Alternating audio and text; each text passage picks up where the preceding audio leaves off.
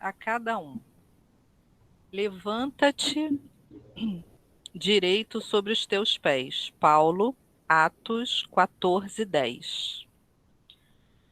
De modo geral, quando encarnados no mundo físico, apenas enxergamos os aleijados do corpo, os que perderam o equilíbrio corporal, os que se arrastam penosamente no solo, suportando escabrosos defeitos.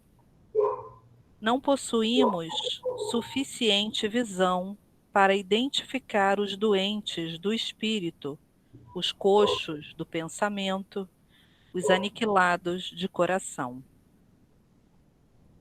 Onde existissem somente cegos, acabaria a criatura perdendo o interesse e a lembrança do aparelho visual. Pela mesma razão, na crosta da Terra, onde esmagadora maioria de pessoas se constituem de almas paralíticas, no que se refere à virtude, raros homens conhecem a desarmonia de saúde espiritual que lhes diz respeito, conscientes de suas necessidades incontestes. Infere-se, pois, que a missão do Evangelho é muito mais bela e mais extensa que possamos imaginar. Jesus continua derramando bênçãos todos os dias, e os prodígios ocultos, operados no silêncio de seu amor infinito, são maiores que os verificados em Jerusalém e na Galileia. Porquanto os cegos e leprosos curados, segundo as narrativas apostólicas, voltaram mais tarde a enfermar e morrer.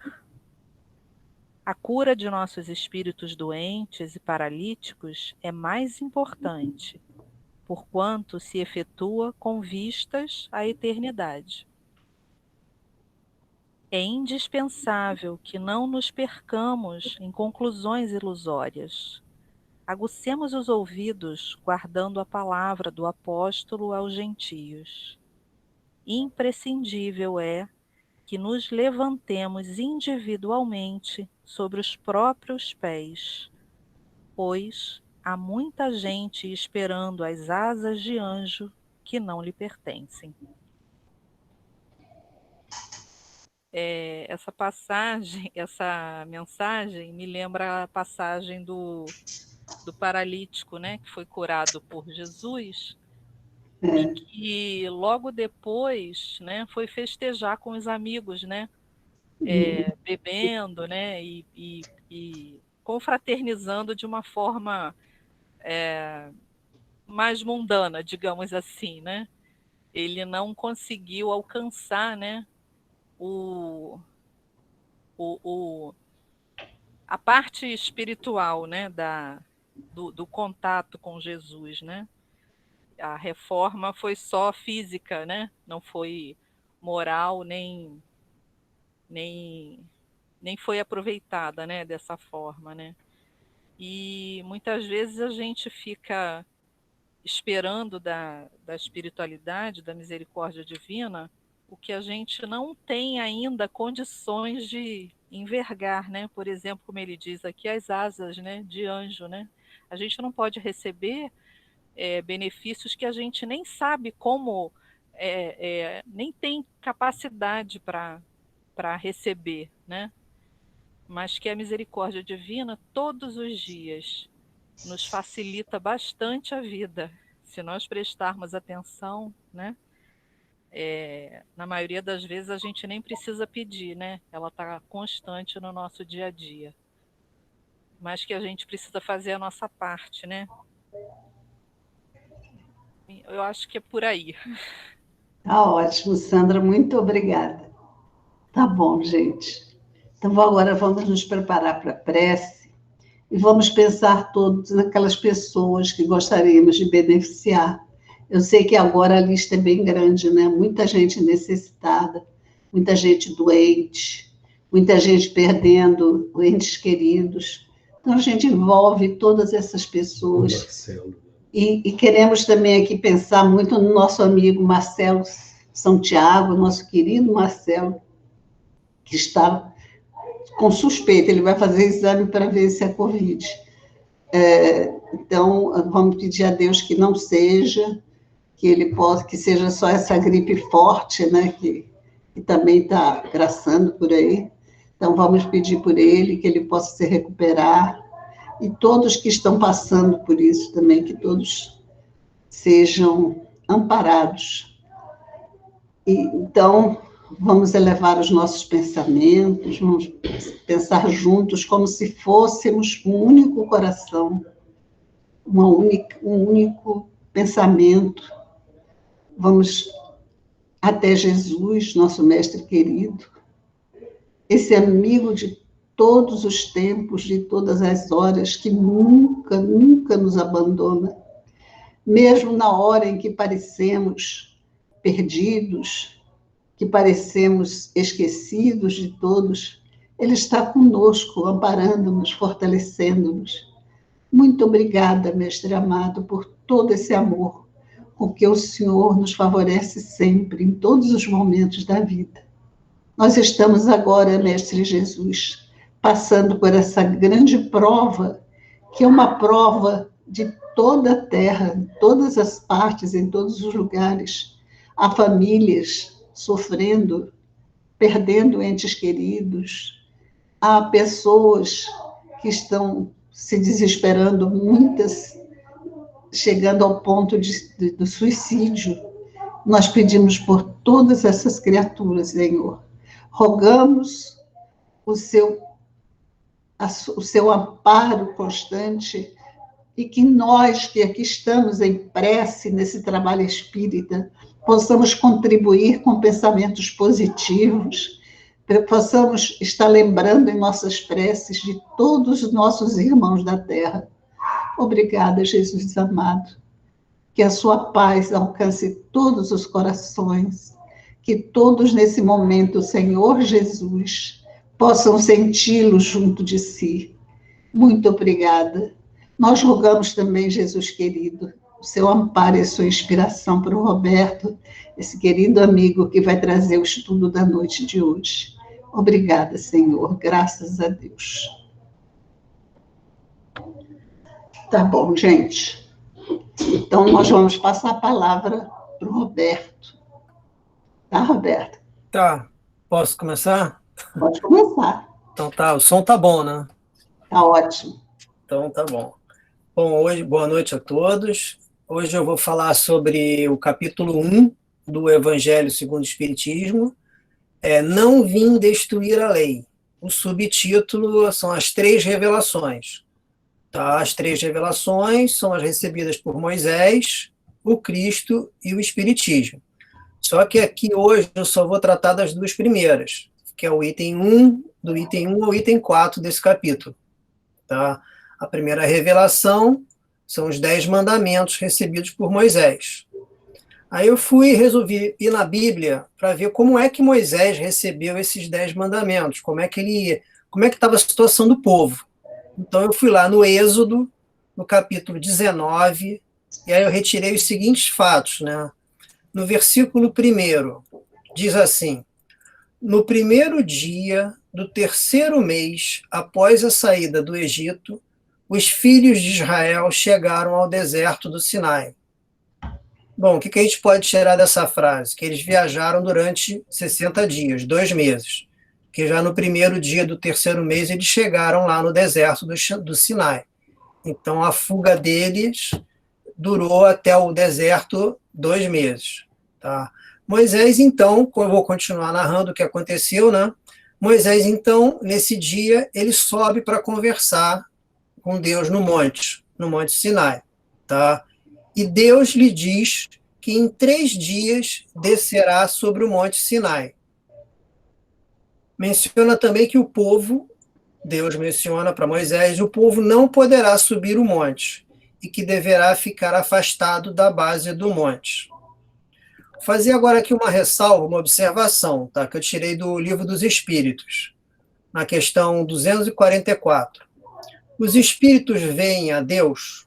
Essa é a pergunta que Kardec faz. A resposta: só os espíritos superiores o veem e compreendem.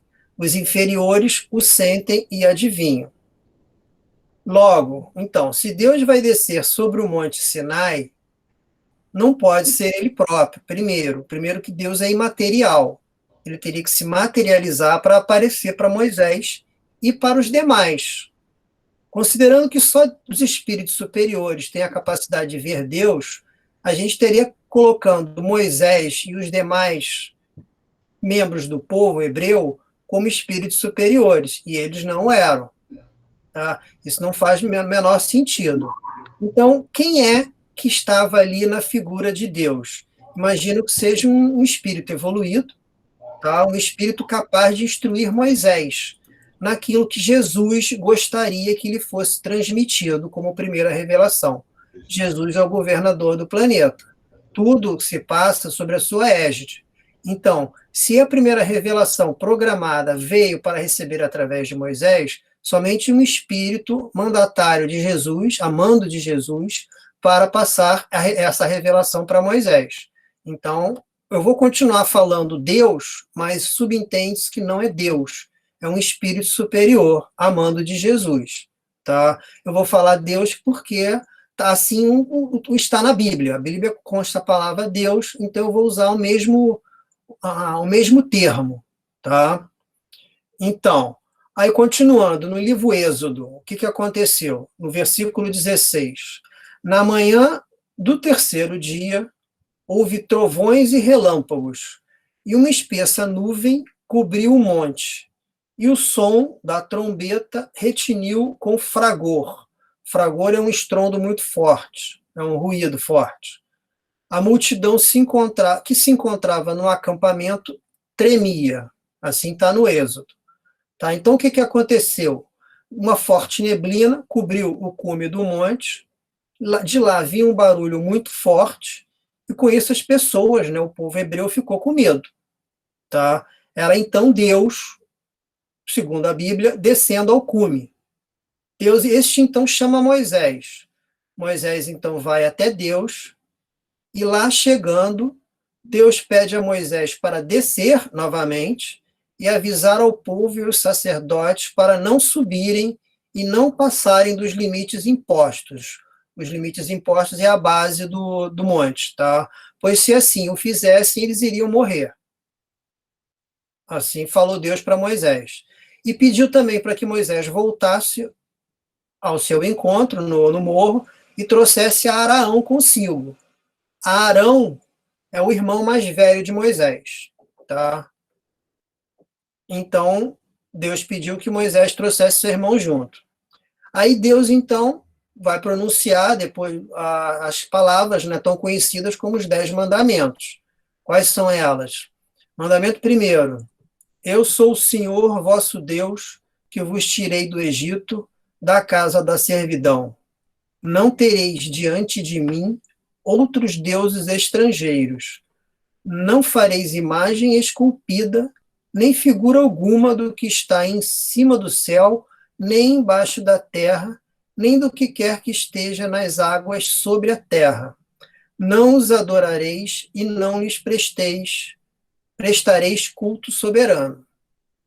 Item 2, segundo mandamento: não pronunciareis em vão o nome do Senhor vosso Deus. Terceiro mandamento: lembrai-vos de santificar o dia do sábado.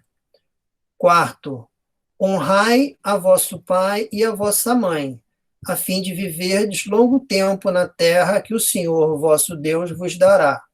Quinto: não mateis. Sexto: não cometais adultério. Sétimo: não roubeis. Oitavo: não presteis testemunho falso contra o vosso próximo. Nono: não desejeis a mulher do vosso próximo. E 10º e último: não cobiceis a casa do vosso próximo, nem o seu servo, nem a sua serva, nem o seu boi, nem o seu asno, nem qualquer das coisas que lhe pertençam. Então, o que aconteceu? Depois que Deus proferiu essas palavras com Moisés, tá? Eles continuaram juntos em cima do morro. do monte, tá? Num relato que talvez conversando por um bom tempo, tá? O texto bíblico contém alguns lapsos temporais, tá? Os relatos não são sequenciais. Então eu fui o quê? Eu ignorei esses lapsos temporais e fui aquilo traçando o que realmente aconteceu após esse fato, né? O que foi narrado no livro Êxodo, né? Do Velho Testamento. Então, no capítulo 24, assim está no Êxodo, e tem versículo 9. Moisés subiu com Arão, Nadab, Abiú e 70 anciãos de Israel. Arão, eu já falei que era o irmão de Moisés, né? Versículo 10. Contemplaram o Deus de Israel. Olha só, quantas pessoas vendo Deus, né? Os espíritos já falaram para Kardec que só espírito de alta envergadura consegue ver a Deus, né? Então a gente já viu que não é Deus propriamente dito, né? Aí, continuando a nossa história aqui, pelo livro Êxodo. E sobre seus pés, os pés de Deus, né? Havia como que um lajedo de brilhantes safiras, tão puro como o céu. E ele não estendeu a mão contra os eleitos dos filhos de Israel. Está botando Deus com pé e com mão, né? Está mais para um espírito materializado do que propriamente Deus, né? Aí, contemplaram Deus e depois comeram e beberam. No versículo 13, o Senhor diz a Moisés: sobe até mim, do alto do monte, e fica ali para que eu dê as tábuas de pedra com as leis e os preceitos que nelas escrevo para lhes ensinares. Então, aí o que aconteceu? Aí Moisés subiu o morro, né, e uma nuvem cobriu o monte. E no 7º dia, Moisés esperou ali em cima 7 dias. No 7º dia, Deus chamou Moisés para o interior da nuvem, né, para o interior da neblina que estava em cima do monte. E lá Moisés ficou 40 dias e 40 noites. E o povo hebreu, o que ele ficou fazendo durante esse período todo, né? Que Moisés estava lá em cima, sozinho, conversando com Deus, né? O povo, vendo que Moisés demorava, foram até Arão, o irmão de Moisés, né? E decidiram fazer o quê? Decidiram esculpir um bezerro de ouro, do ouro tirado da onde? Das argolas que penduravam, que ornamentavam, né, as orelhas das mulheres e dos homens do povo hebreu, né? Então eles recolheram esse ouro, esses brincos, né? E fundiram um bezerro de ouro. Construíram também um altar para ele. E ofereceram para esse bezerro, né? Enalteceram ele, ofereceram animais em sacrifício e fizeram uma festa com comidas e bebidas. E começou aí com dança, também com dança.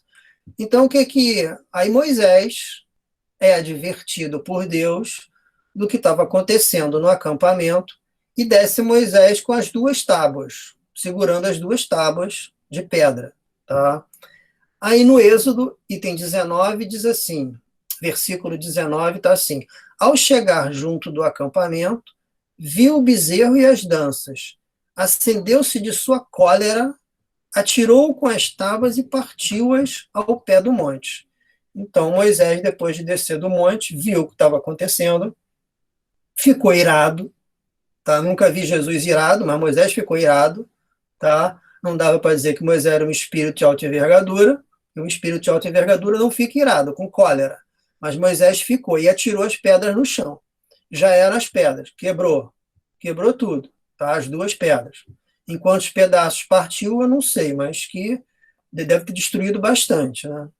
Então Moisés aí ficou chateado, ficou um tempo lá no acampamento.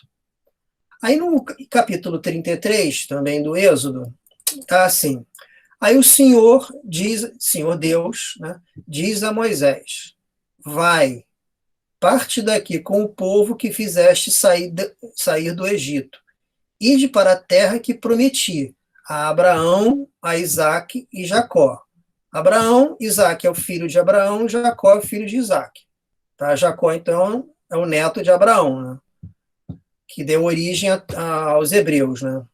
Deus, então, o que Deus pediu para Moisés? para continuar a sua caminhada até a terra de Canaã, sair de onde eles estavam, tá? Aí Deus continua a conversa com Moisés, e no capítulo 34 do Êxodo, ele comenta para Moisés, né? Talha 2 tábuas de pedras iguais às primeiras, e escreverei nelas as palavras que se encontravam nas primeiras tábuas que tu quebraste. Prepara-te para subires amanhã cedo o monte Sinai. Apresentar-te-ei diante de mim no vértice do monte. Que ninguém suba contigo e ninguém esteja em parte algum do monte. Então ele pede que nenhum membro do povo suba o monte, apenas Moisés, com as 2 tábuas, né, de pedras lisas, né, sem nada escrito, porque ele iria escrever lá em cima, tá? E para Moisés preparar uma arca de madeira, que o qual vai conter depois essas 2 pedras, né, com os 10 mandamentos, tá? Então, o que Deus vai fazer, pode-se brincar que ele é o primeiro Ctrl+C, Ctrl+V da história, né? Deus vai copiar tudo que estava na primeira tábua, que ele escreveu, para a segunda. Então, exatamente, ele reescreve tudo aquilo. Deus não censura, ou seja, aquele espírito puro, aquele espírito de alta envergadura, ele não censura Moisés por ter quebrado as tábuas, ele simplesmente reescreve de novo tudo aquilo que ele havia escrito da primeira vez. Tá? Agora, como uma curiosidade que eu peguei, que eu encontrei no livro Deuteronômio, também do Velho Testamento, fica só um pequeno parênteses daqui, né? No capítulo 10 desse livro Deuteronômio, está no versículo 8. Tá? Foi nessa ocasião, tá, já Moisés subindo para Deus escrever pela segunda vez, né, nas tábuas, que o Senhor distinguiu a tribo de Levi, encarregando-a de transportar a arca da aliança divina, de fazer permanentemente o serviço do Senhor e de dar bênção em seu nome. Então é nesse momento em que Deus separa, eram 12 tribos dos judeus, né? 12 tribos com os hebreus. Então é nesse momento que Deus destaca uma delas, tá? Das outras 11, exatamente a tribo de Levi, tá? E ela fica responsável pelo serviço religioso. Até na parábola do bom samaritano, né, contada por Jesus, a gente tem a figura do levita. Levita, esse nome derivado da tribo de Levi, né?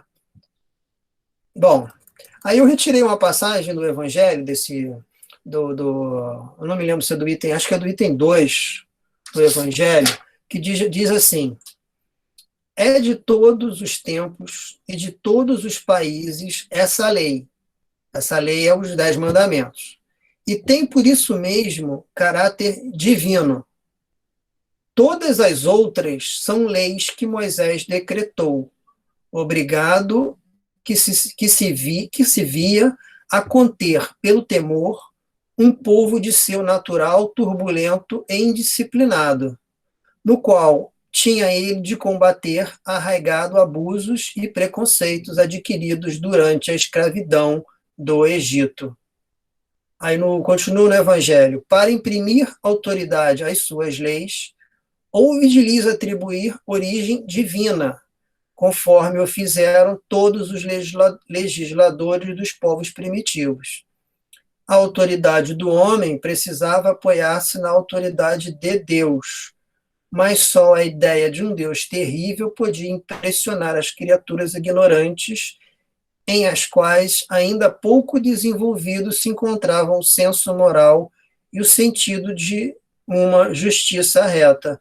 Então, na Bíblia, no Velho Testamento, na passagem onde a gente encontra Moisés, a gente vai encontrar diversas leis ali que não são os 10 mandamentos. Essas leis, embora Moisés diga que venham de Deus, elas não são originárias de Deus. Moisés as criou para segurar o ímpeto do povo dele e, para o povo respeitar as leis, ele disse, né, afirmou que elas tinham origem divina. E agora vamos tratar dessas leis. Eu fui na Bíblia, no Velho Testamento, para procurar elas, e compará-las com as leis de Deus, dos 10 mandamentos, e vou comparar também com a atitude que Jesus tinha perante essa lei, né? Essa lei de Deus, né? Então, aí vamos pegar uma delas, está no Êxodo, capítulo 35, e versículos 1 e 2. Tá? Essa lei diz respeito à terceira lei de Deus, né? De santificar o dia de sábado.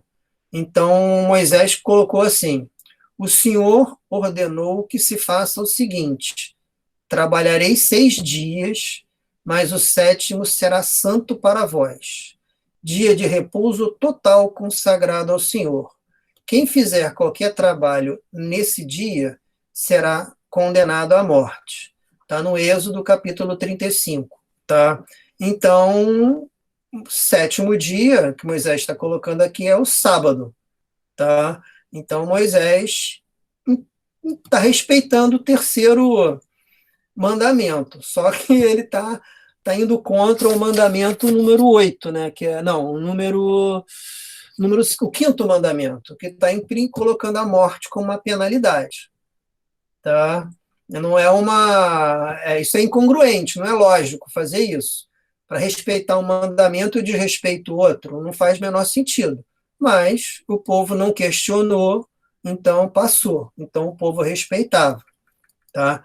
Mas no terceiro mandamento, que é santificar o sábado, o que significaria santificar o sábado? Santificar o sábado é dedicar o sábado às coisas de Deus, às coisas do seu reino. Moisés, entretanto, introduziu uma penalidade arbitrariamente, a morte. Que quem não respeitasse o sábado, segundo Moisés, deveria ser morto, não deveria fazer nada no sábado. Tá? Moisés não separou as coisas do mundo, né, do nosso sustento, com o trabalho para Deus. Tá? A ideia de santificar o sábado é você usar o sábado para fazer coisas que sejam da vontade de Deus, fazer coisas boas, vamos dizer assim. Você procurar utilizar o sábado para refletir em suas atitudes, por exemplo, você trabalhar para Deus, ajudando o próximo. Tá? Jesus, então, era mestre nisso, né? E como é que Jesus tratava o sábado? Aí eu fui no Novo Testamento, tá?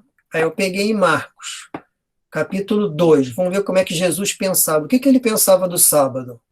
A Moisés disse que não era para fazer nada, senão morria. E Deus pedia para santificar. Vamos ver qual foi o comportamento de Jesus quanto ao sábado. Em Marcos, capítulo 2, está do versículo 23 ao 28. E aconteceu dele passar pelas searas em um sábado. Dele é Jesus.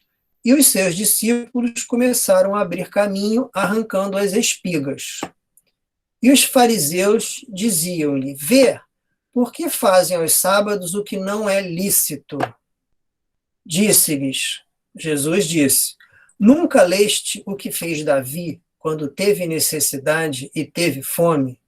Ele e os que estavam com ele, como entrou na casa de Deus, no templo do sumo sacerdote Abiatar, e comeu os pães da apresentação, que não é lícito comer, senão aos sacerdotes, e deu também aos que estavam com ele? Ou seja, Davi comeu os pães que estavam lá dentro do templo, tá? Que não era lícito, que não era pertinente comer, não era lícito comer, mas ele comeu. E Jesus continuou: o sábado foi feito por causa do homem, e não o homem por causa do sábado, de modo que o Filho do Homem é Senhor também do sábado. O que Jesus está mostrando aqui é que o homem deve decidir o que fazer no sábado. Buscar alimento para o seu sustento, como fez Davi, não fere as leis de Deus, nem fere a ninguém. É uma coisa, está dentro da lei de conservação. A gente tem que buscar o alimento para poder manter o corpo em pé, né? Outra passagem, ainda em Marcos, capítulo 3. Vamos ver o que Jesus fez. Está nos versículos 1 a 3. Novamente entrou na sinagoga, Jesus, né? E ali estava um homem cuja mão estava atrofiada. E o observaram para ver, quem observaram é os fariseus, né? E observavam para ver se nos sábados ele o curaria, para que o acusassem. Diz ao homem que tinha a mão atrofiada. O homem falou, né? Jesus disse ao homem: levanta-te e vem para o meio. Jesus então disse para ele, para os fariseus: é lícito no sábado fazer o bem ou fazer o mal? Salvar a vida ou matar? Aí Jesus curou o aleijado, né, o atrofiado, e foi embora. Então Jesus estava mostrando que o sábado é dedicado às obras do bem, às obras de Deus. É lícito fazer o bem no sábado. O que não é lícito é fazer o mal. E os fariseus? O que os fariseus fizeram?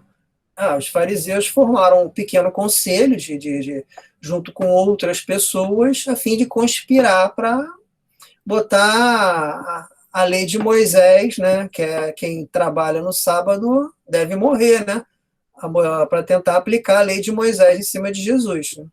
Foi isso que os fariseus estavam tentando fazer, mas Jesus foi embora, largou eles lá e foi embora. Agora a gente encontra em Lucas, né, capítulo 13. Deixa eu ver sobre o 13. Jesus estava ensinando no sábado em uma das sinagogas. E eis que uma mulher que tinha um espírito de enfermidade há 18 anos, tá? Ela estava obsidiada. Ela estava encurvada, não podendo endireitar-se completamente.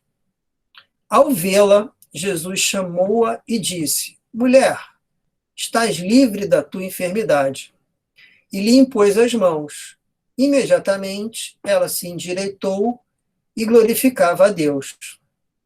Aí, o que o chefe da sinagoga fez? Indignado, né? Porque Jesus curou no sábado, aí ele falou para a multidão: há 6 dias nos quais é necessário trabalhar. Vinde, portanto, nestes dias, para serdes curados, e não no dia de sábado.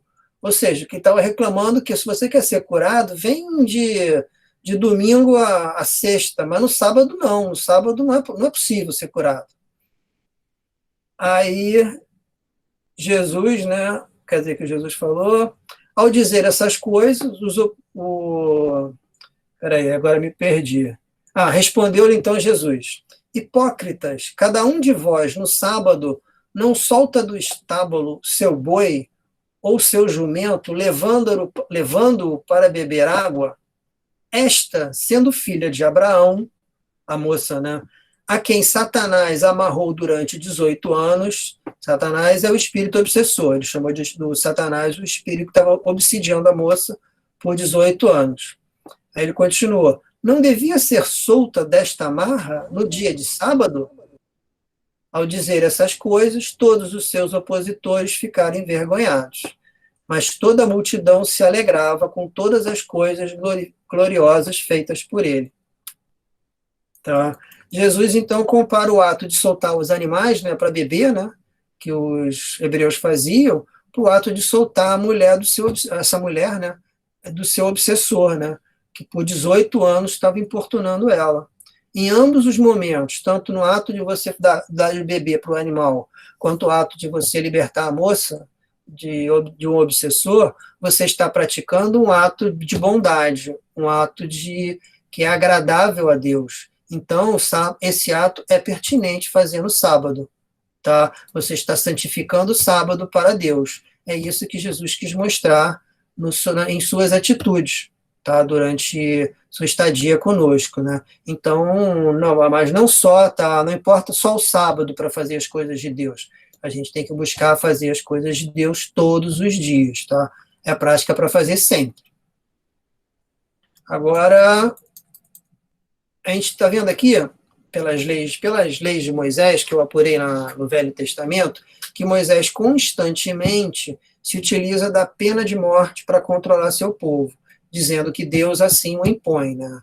Essa pena, porém, eu já comentei, né, ela fere o quinto mandamento, que é não mateis. Tá? Aí no livro Levítico do Velho Testamento, capítulo 24, versículo 17 a 21, eu porei assim uma lei de Moisés. A lei é a seguinte: quem ferir um homem mortalmente será condenado à morte. Aquele que ferir um animal mortalmente, pagá-lo-á corpo a corpo. E se alguém fizer um ferimento ao seu próximo, far-se-lhe-á o mesmo que ele fez, fratura por fratura, olho por olho, dente por dente, conforme ele tiver feito ao outro. Assim se lhe fará. Quer matar um animal, pagá-lo-á. Quer matar um homem, deverá morrer. Tá? Essa é a lei, né? A lei de Talião, que a gente conhece por esse nome, tá? Mas o que me chamou a atenção é que não basta, não é assim, não basta matar um homem para você ser condenado à morte, mas se você, pela lei de Moisés, se você ferir um homem mortalmente, mesmo que não induza à morte, você também será condenado à morte, né? Como está no início, né? Quem ferir um homem mortalmente será condenado à morte. Você não basta matar o indivíduo. Se você tentou matá-lo e você feriu e ele ficou muito ruim, quase morrendo, embora não morra, pela lei de Moisés você é condenado à morte também, né? Ou seja, a intenção conta, não só o ato, tá? É um negócio até mais forte do que a própria lei de Talião, que a lei de Talião é uma coisa pela outra, mesma coisa, né? Já a Moisés coloca um negócio mais forte, basta a intenção de induzir a pessoa à morte, né? E essa lei, então, portanto, não pode ser imposta por Deus, né? Ela foi criada por Moisés, né? Para poder, como a gente viu lá em cima, conter seu povo, né?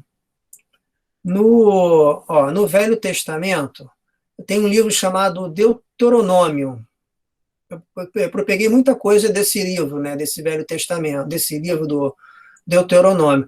Esse nome, Deuteronômio, vem da tradução grega, vem de uma tradução grega, e significa a segunda lei. Tá? A primeira lei, que o livro se refere aos 10 mandamentos, e a segunda lei, que o livro está se referindo, é às leis de Moisés, né? que contém esse livro. Né? E nesse livro, Moisés faz 3 grandes discursos para o povo hebreu. E nesses discursos eu acabei pegando algumas de suas leis, tá?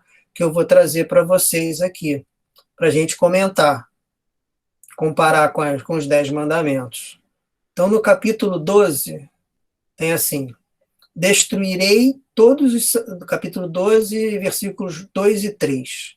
Destruireis todos os santuários em que os povos, por vós subjugados, tiverem dado culto aos seus deuses, nas altas montanhas, nas colinas e ao pé das árvores copadas. Ou seja, ao conquistar o povo, você deve destruir todos os santuários desse povo conquistado. Né? Continua Moisés: derrubais os altares, queimai os seus monumentos, queimai os seus bosques sagrados, e abatei dos seus deuses, finalmente a sua lembrança dessa região. Não, eu acredito que Moisés, então, esteja, vamos dizer assim, com receio do povo dele cair naquela velha tentação do bezerro de ouro, né?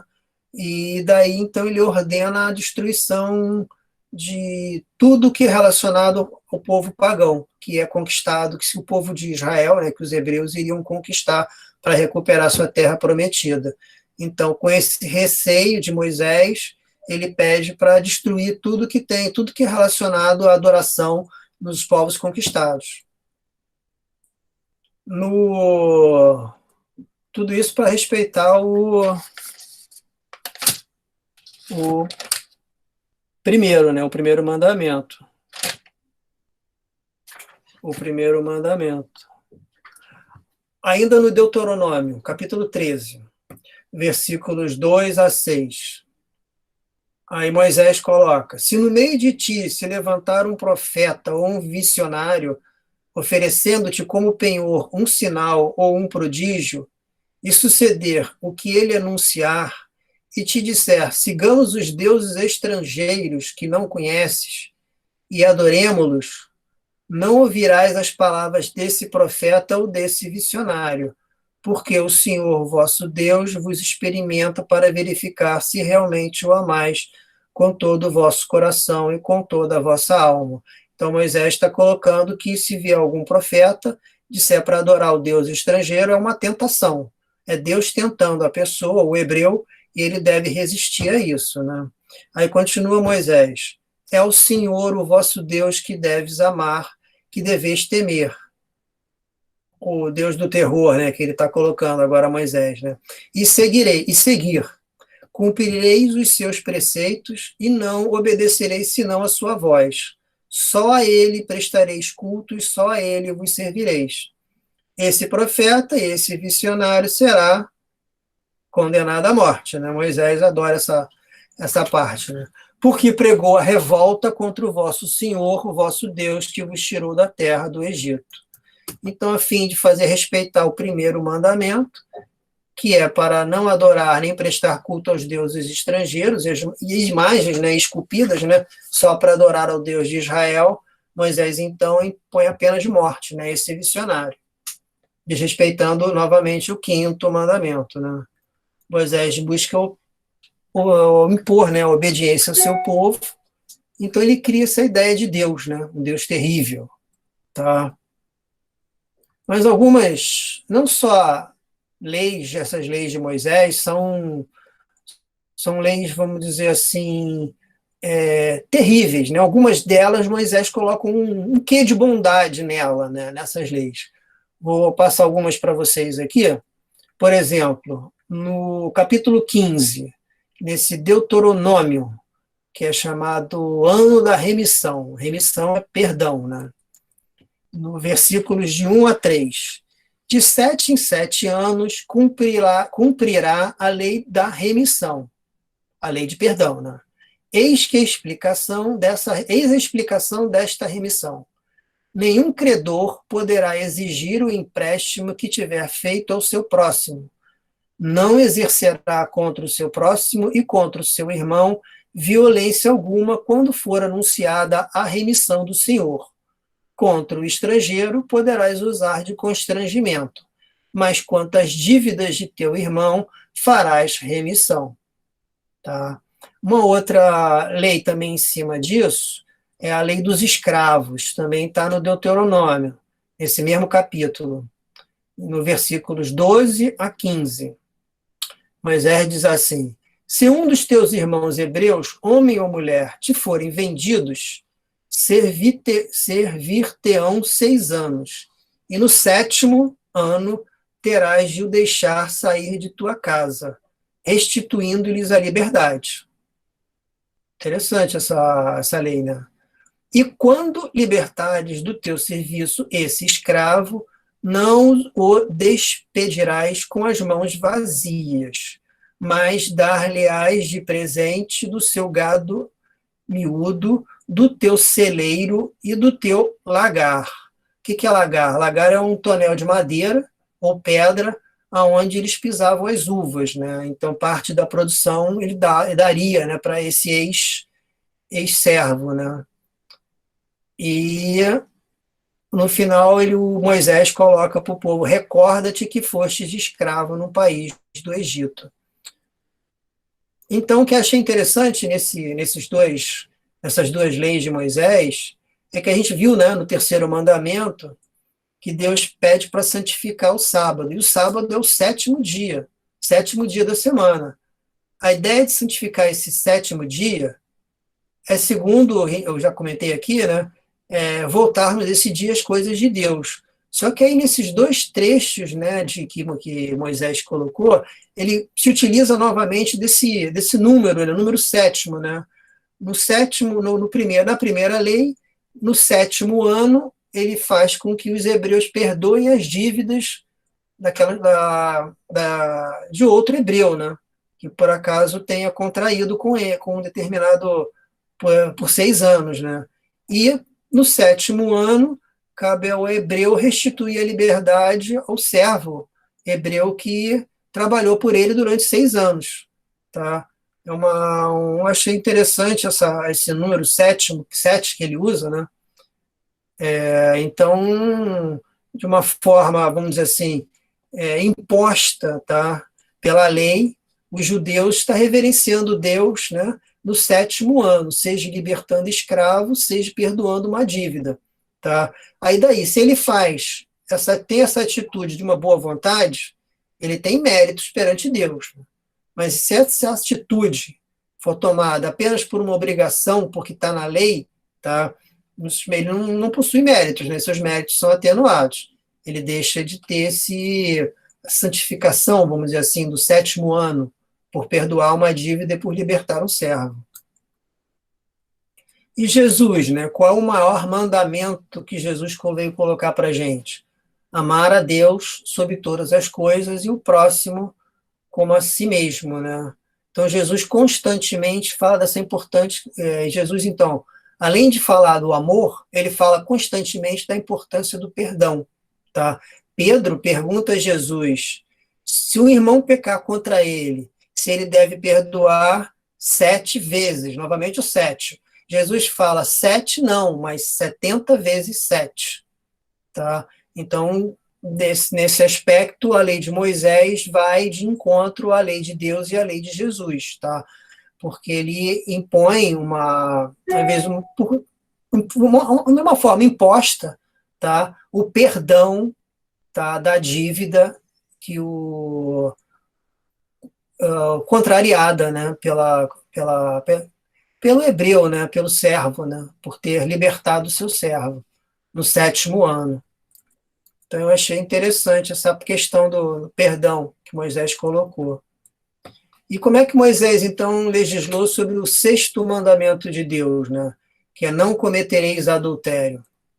No capítulo 22 do Deuteronômio, está assim: se o homem for surpreendido a dormir com uma mulher casada, ambos deverão morrer.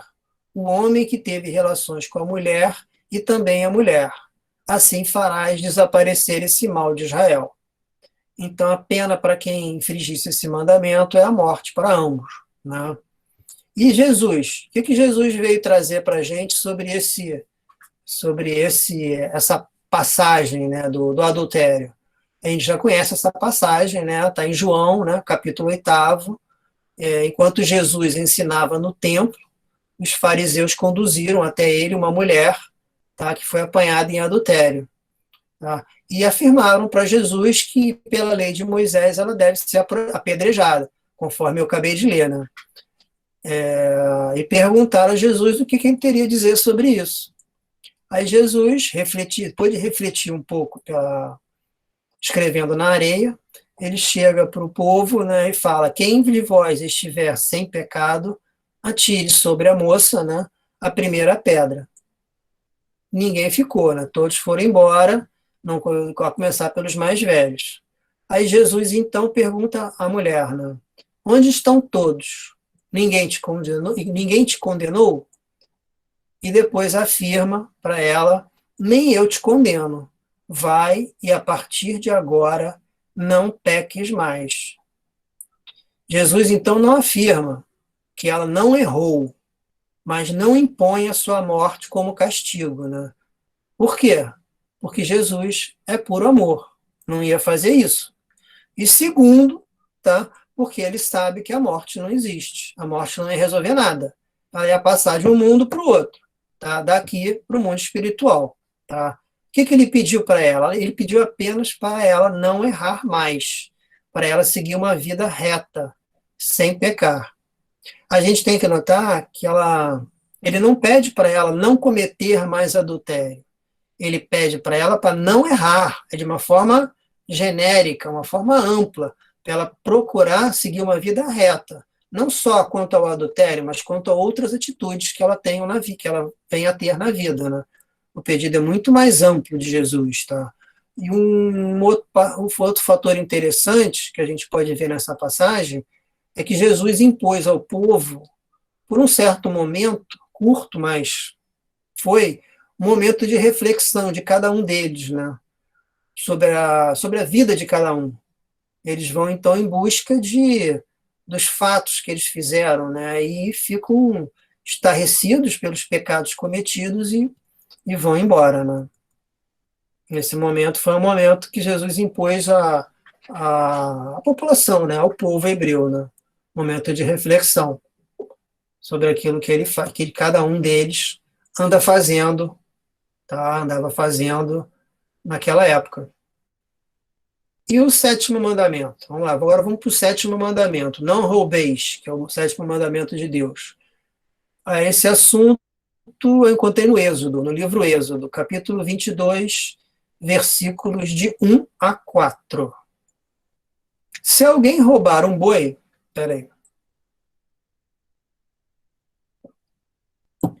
Se alguém roubar um boi ou uma ovelha, quer mate ou venda o animal, pagará 5 bois pelo boi e 4 ovelhas pela ovelha. Se o ladrão surpreendido de noite em flagrante delito de arrombamento for ferido e morrer, não existe crime de homicídio. Então, se o ladrão morrer, se o dono da ovelha ou do boi matar o ladrão de noite, ele está isento de ter cometido crime. Aí no versículo 3, mas se já o sol tiver nascido, existe crime de homicídio. O ladrão, porém, será obrigado a restituir, e se o não puder fazer, será vendido pelo que roubou. Então, se for o dono matar o ladrão com o sol, né, porque vai estar enxergando ele, então ele é acusado de homicídio. E se o que roubou o boi, jumento ou ovelha se encontrar ainda vivo em suas mãos, o ladrão vai pagar o dobro pelos animais. Então, o que Moisés coloca aqui? Ele coloca o roubo, né, como um péssimo negócio, né? Já que primeiro ele impõe pesadas penas para o ladrão, né? Juros, que cada boi roubado ele devolve 5, cada ovelha ele devolve 4, é um juros muito alto que o ladrão tem que devolver, né? Não só o próprio boi, mas 5 bois também, tá? Chegando à própria pena de vender o ladrão para pagar a dívida, né, do furto, né? Então, ele com isso está querendo inibir de uma forma forte o roubo entre os judeus, né? Entre cada um deles. Agora vamos ao 8º mandamento. Qual é ele? Não presteis testemunho falso contra o vosso próximo. Vamos ver o que Moisés fez com ele. No capítulo 19, Deuteronômio. Estes, que são os sacerdotes e os juízes, examinarão atentamente o caso. Se a testemunha é uma testemunha falsa e proferiu uma mentira contra o seu irmão, tratá-la-eis como ela tinha pensado tratar o seu irmão. Assim extirpará o mal do meio de ti. Os outros aprenderão e ficarão atemorizados, e ninguém mais se atreverá a cometer tão má ação no meio de ti. Não terás piedade. Vida por vida, olho por olho, dente por dente, mão por mão, pé por pé. Então, para desencorajar o falso testemunho, né, a testemunha é tratada de acordo com a sua intenção, né? E o que eu entendo daqui? Se ela estava entendendo, se ela com um falso testemunho está querendo levar ao réu à morte, então, se for descoberto que ela realmente prestou falso testemunho, é ela que será levada à morte. E por aí vai, né? Na lei de Moisés. E, por último, o 10º mandamento, né? Que fala da cobiça. Como é que Moisés tratou esse 10º mandamento? Se vires o boi ou a ovelha do teu irmão extraviados, não te desviarás deles, mas levá-los a teu irmão. Se o teu irmão não estiver próximo de ti, ou se não conheceres o dono, recolherá os animais em tua casa, onde permanecerá até que teu irmão reclame. Então, entregar-lhe-ás. Procederás do mesmo modo com o seu jumento, com a sua capa ou com qualquer outra coisa perdida pelo teu irmão, encontrada por ti. Não tens o direito de te desinteressares. Ou seja, se você achar alguma coisa na rua, primeiro você não larga na rua, você pega, mas não pega para si. Você vai pegar, mas vai procurar o dono para poder devolver. tá? Essa aqui foi isso que Moisés impôs, né? Para o povo, não existe aquele negócio, achado não é roubado. Não, achou, tem dono. Se tem dono, vamos devolver. Guarda junto de si para devolver quando o dono chegar, quando o dono for achado, né? Aí, mais ou menos, aí varia a quantidade. Ó, aí após a fuga do povo hebreu do Egito, eu encontrei livros dizendo que a fuga do povo hebreu aconteceu 1.250 anos antes de Cristo. Já teve um outro que eu encontrei como 1.500. Mas não importa, é alguma coisa próximo disso, tá? Após a fuga do povo hebreu e o recebimento dos 10 mandamentos, a primeira revelação, chega então a orbe terrestre, em uma estrebaria, Jesus Cristo, para nos trazer a segunda revelação, tá? E ao longo da sua jornada na Terra, de sua pregação, Jesus comenta, né? Que é o que está, que é a primeira passo, é o item 1 do Evangelho segundo o Espiritismo, que eu estou tratando hoje aqui com vocês, né? Jesus então fala assim: não penseis que eu tenha vindo destruir a lei ou os profetas. Não vim destruir, mas cumpri-los. Porquanto, em verdade vos digo que o céu e a terra não passarão, sem que tudo o que se acha na lei esteja perfeitamente cumprido, enquanto reste um único iota e um único ponto. Então, Jesus não veio destruir a lei. Que lei? A lei de Deus. Jesus está se referindo à lei de Deus, não à lei de Moisés. Tá? A gente viu aqui que existem umas imperfeições graves na lei de Moisés, ferindo principalmente o quinto mandamento, que é o não mateis, né? Então ele veio restabelecer a ideia de um pai, né, de um Deus bondoso, amoroso, veio mostrar o verdadeiro sentido da lei e adaptar a lei de Deus, né, aos conhecimentos do homem daquela época. Então, durante o nosso estudo, a gente já viu, né? Aqui a gente fez uma comparação das leis de Deus, né, os 10 mandamentos, com as leis de Moisés e com os ensinos de Jesus em algumas ocasiões, tá? Jesus, então, sintetiza a lei de Deus para a gente como amar a Deus acima de todas as coisas e ao próximo como a si mesmo, tá? E no final das palavras que Jesus colocou, que eu já li, tá, que está no Evangelho, é assim: o céu e a terra não passarão sem que tudo esteja cumprido até o último iota e o último ponto. Tá? O que Jesus quis dizer com isso? Tá? Jesus quis dizer que é necessário que a lei de Deus tivesse cumprimento integral, que ela fosse praticada na terra inteira, tá? Em toda a sua pureza, tá? Com todas as suas consequências. Então, que ela deverá ser aplicada, ela será aplicada na Terra, tá? Para a Terra integral, para todos, tá? Isso implica o quê? Primeiro, que a lei não é específica para os judeus, ela é de todos, pois todos nós somos irmãos, nascidos do mesmo Pai, tá? Então, não importa a religião que sigamos, Deus é único, tá? Não importa o nome que se dá a Deus, se é Ra, se é Deus, se é Javé, o que for. Deus, é único, só temos um, tá? E ele é o Pai de todos nós, tá? Jesus coloca para gente que ele é que está no comando do planeta. Ele e o Pai, Jesus afirma: eu e o Pai somos um só, tá? O que significa que Jesus pensa da mesma forma que Deus, ele tem a mesma vontade. Tá? E a lentidão com que se processa a transformação, tá, individual ou da humanidade decorre do respeito que eles têm, Deus e Jesus, por nosso livre-arbítrio. Tá? Nada é imposto para a gente. E eles esperam a nossa transformação. Tá? Eles esperam que busquemos o reino dos céus. Mas, em determinados momentos, a gente passa por, vamos dizer assim, por circunstâncias mais intensas, como a que a gente está vivendo hoje, tá? Com essa pandemia. Allan Kardec, proferiu um discurso na Sociedade Parisiense Estudos Espíritas, em 1º de abril de 1862, e ele diz assim: quando existe um mal, não se cura sem crise.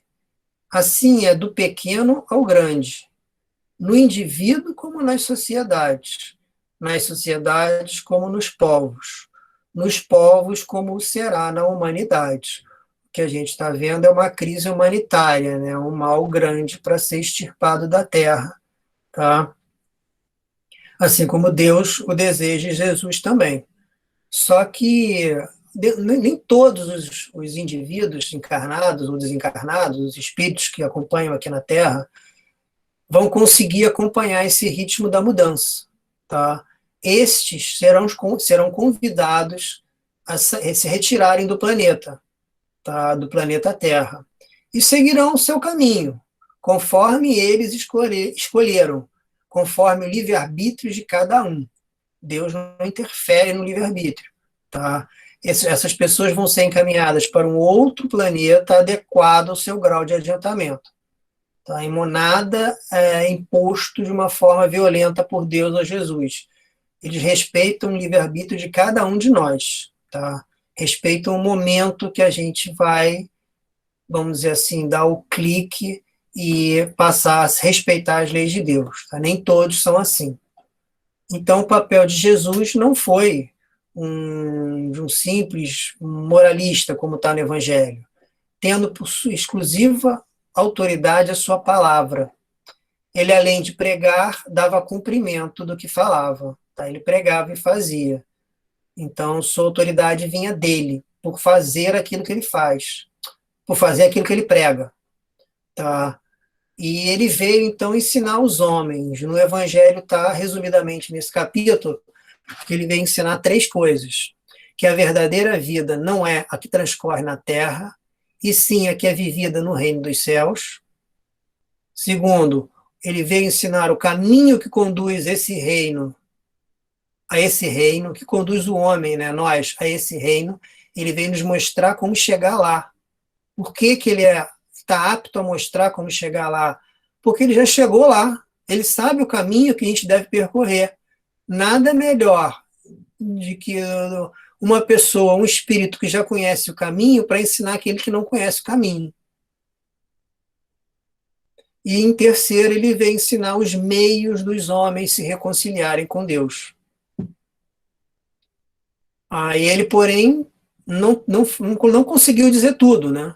Ele se limitou a lançar os germes das verdades, porque nem tudo que ele conhecia poderia se falar, nem toda a verdade poderia ser esclarecida para o povo, né? Porque eles não tinham capacidade de entender tudo ainda, tá? Então Jesus muitas das vezes explicou por parábolas para o povo, né? Para ver se alguma coisa eles entendiam, né? Captavam. Então, para ser apreendido o sentido oculto de suas palavras, era necessário que novas ideias e novos conhecimentos trouxessem aos homens a chave indispensável para poder abrir esse conhecimento, para poder a verdade parecer mais claramente para a população, para o povo. As ideias não podiam surgir antes que o espírito humano houvesse alcançado certo grau de madureza. Era necessário que o espírito se amadurecesse, criasse senso crítico, a razão de ser desenvolvida. Tá? E então a ciência tinha que contribuir poderosamente para a eclosão e desenvolvimento de tais ideias. Importava, pois, dar à ciência tempo para progredir. Era necessário tempo dar à ciência, né, e foi dado, né? Foi dado aproximadamente 1.900 anos após o Cristo estar conosco. Tá? Então chega a oportunidade, né, de Kardec codificar a doutrina espírita, o espiritismo, que seria que é a terceira revelação dado por Jesus, por Deus, para a gente, né? Só que essa terceira revelação a gente vai ver, acredito, semana que vem, tá? Porque eu parei aqui, eu parei Jesus. Então, espero que tenha ficado claro, não espero que não tenha gerado nenhuma dúvida, Então, agora eu vou passar a palavra para a Vera, para dar continuidade à nossa reunião.